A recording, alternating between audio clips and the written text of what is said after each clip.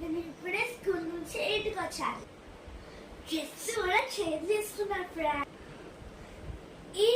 ఈ రోజు నుంచి ఏం చేస్తున్నానో మీకు చెప్పబోతున్నాను. వచ్చేయండి వీడియోలోకి. హలో ఫ్రెండ్స్, నేను ఇప్పుడు టీవీ చూడబోతున్నాను. ఏయ్, స్కూల్ నుంచి వచ్చేదాకా టీవీ చూస్తున్నావా? సారీ అమ్మా, నేను ఇప్పుడు హోంవర్క్స్ రాస్తాను. సరే చేయి వెళ్ళు.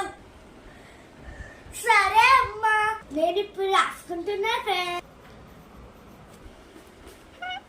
అయిపోయిందా? ఇదంతా క్లీన్ చేయకపోతే నా చేతిలో అర్థమైందా?